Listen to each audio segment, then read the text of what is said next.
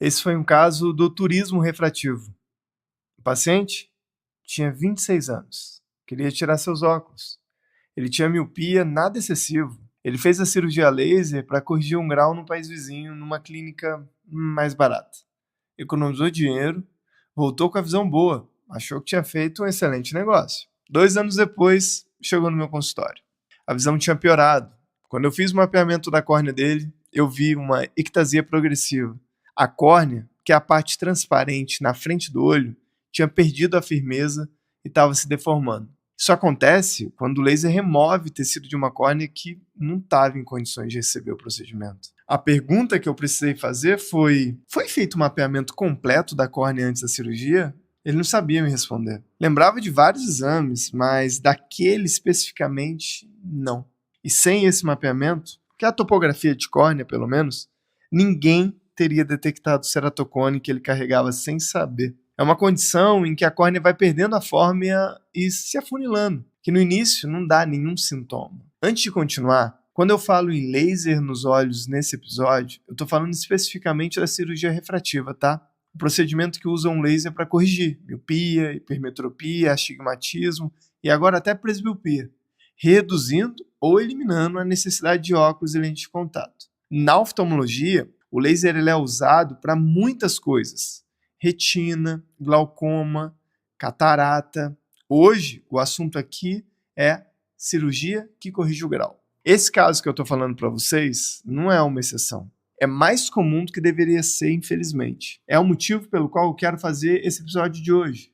Não para demonizar a cirurgia refrativa, pelo contrário, que eu mesmo faço e tem resultados excelentes quando bem conduzido, mas para colocar a ciência no lugar onde ela deve estar, na frente de qualquer decisão. Eu sou Marco Negreiros, oftalmologista e CEO da iCare. Esse é o podcast Marco Negreiros, ciência, casos clínicos, saúde visual sem complicação. Hoje, tudo que a evidência diz sobre a cirurgia laser para corrigir o grau vai estar aqui. Seja muito bem-vindo. Bom, são 40 anos de aprendizado. A cirurgia refrativa moderna ela começou com o PRK, nos anos de 1987. O LASIK chegou no início dos anos 90. Em pouco mais de 30 anos, mais de 40 milhões de procedimentos já foram realizados no mundo. E nesse processo, a medicina aprendeu, com sucessos e, obviamente, com as complicações. O que mudou desde os primeiros anos? Quase tudo, gente. Os lasers da década de 90, eles operavam com parâmetros fixos, a mesma quantidade de tecido removida para todos os olhos. Hoje, o tratamento ele é muito personalizado, com mapeamento óptico individual, ajustando o laser ao mapa único do olho daquele paciente específico, como uma roupa feita sob medida mesmo, sabe? A lâmina mecânica, que cortava a camada superficial da córnea, ela foi substituída pelo laser femtosegundo, que é um laser de altíssima precisão, que faz o mesmo corte com uma exatidão de milésimos de milímetro. O SMILE foi um passo além. Ele eliminou esse corte por completo, operando dentro da córnea sem abrir a superfície. E os instrumentos de avaliação pré-operatória evoluíram na mesma velocidade. Os equipamentos modernos eles conseguem mapear a córnea em 3 dimensões, frente, verso e espessura, com dados que os equipamentos de 15 anos atrás sequer conseguiam capturar. A detecção precoce do cone melhorou dramaticamente. Mas vamos lá, óculos primeiro, essa é a posição da academia. Antes de qualquer conversa sobre técnicas e resultado, eu preciso estabelecer um ponto que a ciência sustenta com clareza, tá?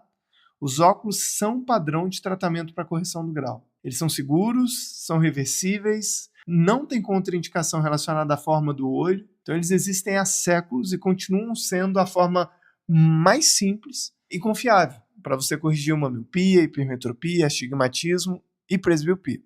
A cirurgia refrativa ela é eletiva. Isso tem um significado preciso em medicina, tá? Ela não trata uma doença que ameaça a saúde ou a sua visão. Ela melhora uma condição que já tem solução segura. Isso não a torna desnecessária, mas coloca a decisão num registro diferente. Exige que o benefício seja muito claro, a indicação seja precisa e o risco seja minimizado por uma avaliação rigorosa. Nenhum bom médico de cirurgia refrativa pressiona o paciente para operar. O bom médico, ele faz a avaliação, apresenta os dados e diz: olha, você é candidato ou você não é candidato. E ele explica para o paciente o porquê. A decisão, ela é do paciente, mas a responsabilidade técnica é do médico. É do médico. Bom, vamos lá. Então, quanto que a cirurgia está indicada? Ela existe situações em que a cirurgia ela é muito indicada. E, obviamente, que a literatura documenta isso muito bem. Por exemplo, miopia alta com intolerância na lente de contato. Para quem tem grau elevado e não consegue usar lente, por olho seco, por alergia, por estilo de vida. Nesse caso, a cirurgia pode trazer melhora real da qualidade de vida que óculos e lentes não conseguem oferecer para o paciente. Profissões com restrição ao uso de óculos, piloto de avião, militar, bombeiro, policial, têm requisitos visuais específicos que, em alguns casos, tornam a cirurgia refrativa parte do critério de elegibilidade profissional. Atletas de esportes de contato ou de precisão. Para quem os óculos são um limitante real do desempenho ou da segurança, a indicação sim pode ser sustentada. Quem aqui não lembra do caso daquele judoca nas Olimpíadas que deixou a lente cair e pegou a lente no tatame, meu Deus, todo sujo, todo complicado e colocou novamente no olho. Muito risco de infecção, risco de lesão na córnea, mas isso acontece. Diferença grande de grau entre os dois olhos, o que os médicos chamam de anisometropia, onde os óculos criam uma distorção e dificuldade da visão binocular, a fusão das imagens dos dois olhos num único campo visual. Bom, em todos os casos que eu citei acima, o que valida a indicação é uma avaliação pré-operatória completa. Não é apenas a vontade do paciente, não é a conveniência da clínica, é a ciência que tem que ficar relevante. Eu quero falar aqui sobre os avanços e por que eles são reais e importam para a decisão final sua, tá? O laser femtossegundo para a criação da camada no LASIK, ou seja, onde antes existia uma lâmina mecânica com variações de espessura, hoje existe um laser que cria uma camada com precisão de poucos milésimos de milímetros, gente. Muito mais segurança, mais previsibilidade, menor dependência do operador. O tratamento personalizado por mapeamento óptico, ou seja, é um método que ele mapeia as imperfeições ópticas individuais de cada olho, as pequenas irregularidades que fazem a visão de cada pessoa ser única. Nesse caso, ele programa o laser para corrigir especificamente a imperfeição. Em vez de tratar um grau genérico, ele trata o seu olho como ele é.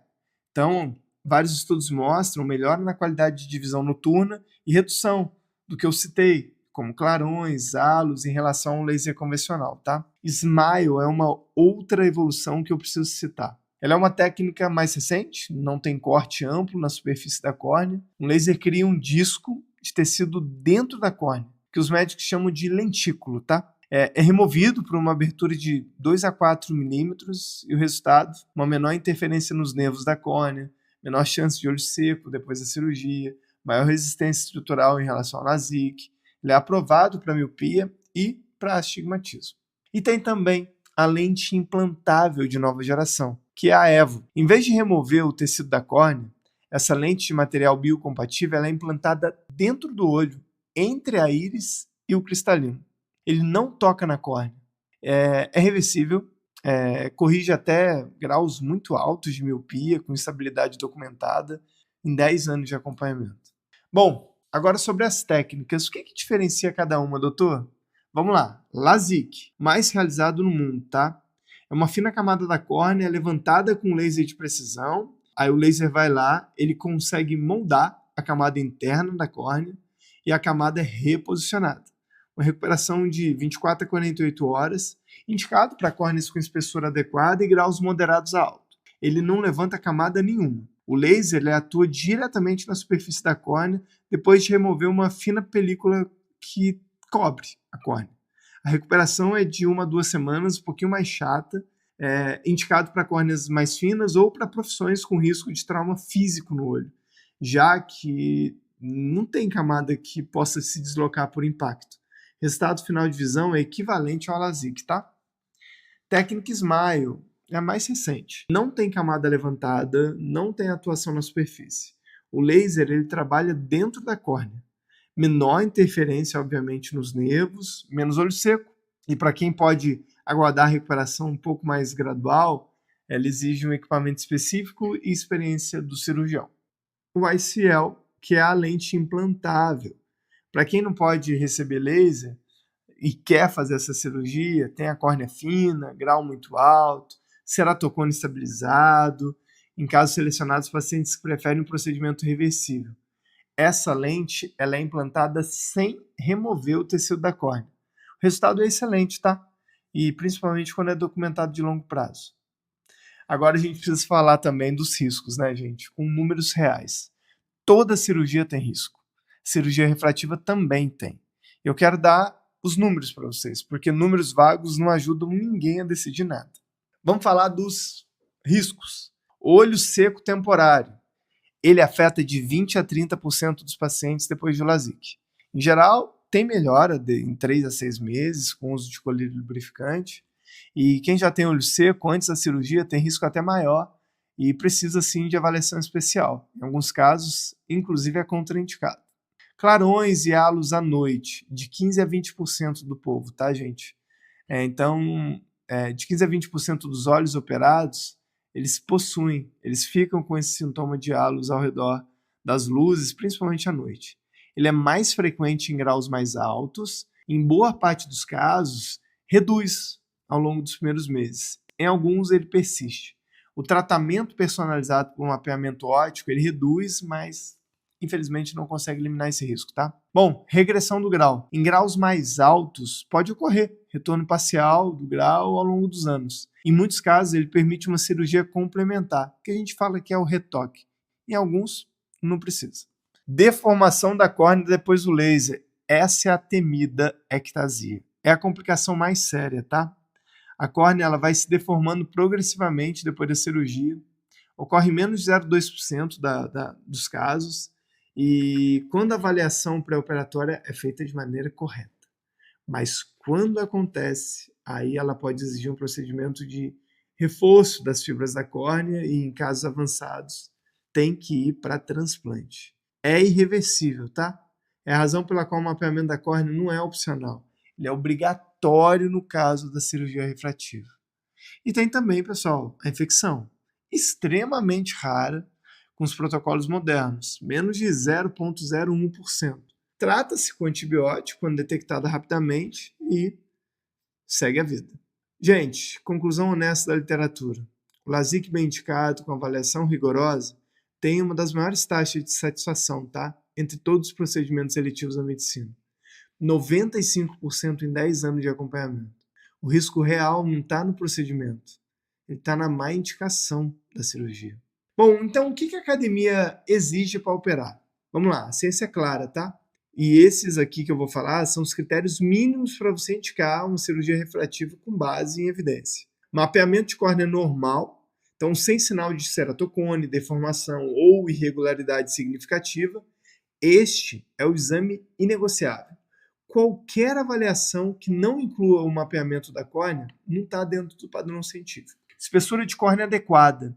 Tem um limite mínimo de tecido que precisa permanecer depois da cirurgia para garantir a integridade estrutural. Esse número é calculado individualmente. 3. Grau estável por pelo menos 12 meses. O grau ainda mudando é contraindicado. O laser vai corrigir o que existe hoje. Se o grau continua mudando, o resultado vai se deteriorar. Superfície ocular saudável. Olho seco controlado, sem inflamação. Filme lacrimal estável. Isso é importante. E a expectativa realista com o paciente, tá? Então vamos lá. Ele precisa entender que a cirurgia melhora, mas não garante visão perfeita em todas as condições. E que sim, pode haver necessidade de óculos de leitura depois dos 40 anos, com a chegada natural da presbiopia e o que os médicos chamam de vista cansada também, né? Então, vamos deixar a expectativa setada aqui com o paciente para você não ter problema no futuro, tá? E o que é importante você, paciente, perguntar antes de decidir fazer a cirurgia? Então vamos lá, para você ouvinte, se você está considerando a cirurgia refrativa, essas perguntas que eu vou falar agora para você, você deve fazer. E qualquer médico dentro dos critérios científicos ele deve conseguir responder com muita precisão. Foi feito seu mapeamento de córnea? Doutor, qual foi meu resultado? Se a resposta for que não é necessário ou que o resultado não foi mostrado a você, corre, tá? Corre porque é um sinal de alerta. Qual que é a espessura da minha córnea, doutor? E quanto vai sobrar depois da cirurgia? Esse número ele precisa existir, tá, pessoal? Um médico que não sabe de cabeça é porque ele não fez o cálculo. Doutor, o meu grau está estável? Tem quanto tempo? Com que exame que eu verifico isso? Qual técnica que você me recomenda para o meu caso, doutor? E por que especificamente para mim?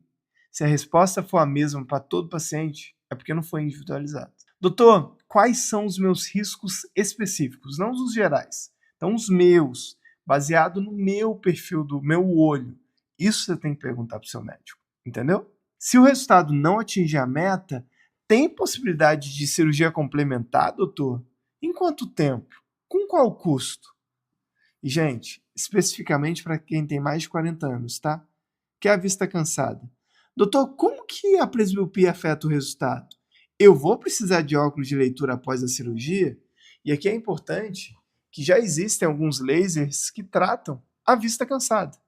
E aí, o médico super atualizado vai poder te falar sobre também. Bom, resolução do caso e vamos para o final. Sabe aquele paciente de 26 anos que eu mencionei na abertura? O que aconteceu com ele? Ele fez um procedimento chamado crosslink. É um tratamento que reforça as fibras internas da córnea com uma luz específica e um colírio especial que interrompe a progressão da deformação na córnea. Ele não desfaz o dano que já existe, tá? Ele só impede que piore. A visão dele não voltou ao que seria se a cirurgia tivesse sido bem indicada. Ele vai precisar de lente de contato rígida para uma visão mais aceitável e num cenário diferente, com a avaliação correta, ele poderia ter feito a lente implantável, sem tocar na córnea, com resultado excelente. A diferença entre os dois cenários não foi o procedimento, foi a avaliação pré-operatória. Isso é o que eu quero que você leve desse episódio. A cirurgia refrativa moderna é uma conquista real da oftalmologia. Os avanços dos últimos 20 anos transformaram o perfil de segurança e os resultados, mas ela continua sendo um procedimento irreversível, eletivo, que existe indicação precisa baseada em evidência científica. Ou seja, não é desejo, não é marketing, não é preço, tem que ter evidência científica. Os óculos, eles já existem há séculos, eles funcionam, eles são seguros, e se você usa óculos hoje e funciona para a sua vida, isso continua sendo uma escolha inteligente, tá?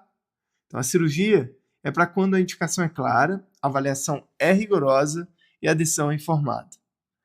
Óculos não são fraqueza, cirurgia não é coragem, e a decisão certa é o que a sua córnea suporta. Bom, pessoal, sou Marco Negreiros, oftalmologista e CEO da iCare. Se esse episódio foi útil para você, compartilha com alguém que está considerando a cirurgia refrativa, porque a decisão precisa começar com informação.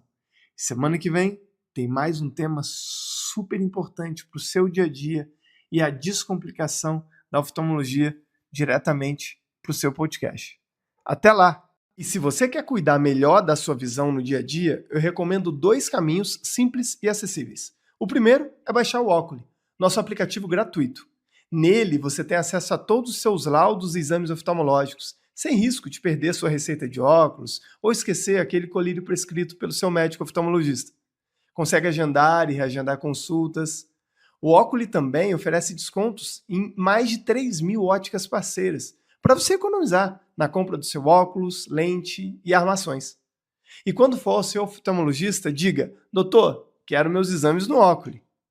E se você precisa agendar uma consulta com o oftalmologista de forma rápida, com ou sem plano, acesse a Agenda Oftalmo. Lá você encontra profissionais qualificados, altamente especializados, com horários disponíveis e atendimento perto de você. E não é só para consulta, para cirurgia também. É tecnologia para facilitar o cuidado com seus olhos. Acesse agora agendaoftalmo.com.br ou procure pelo Oculy na sua loja de aplicativos. Se esse conteúdo te ajudou de alguma forma, curte e compartilha com quem também precisa ouvir sobre saúde visual. E se tiver dúvidas ou sugestões de tema, deixe nos comentários. Esse espaço é para a gente aprender junto e cuidar melhor da nossa visão.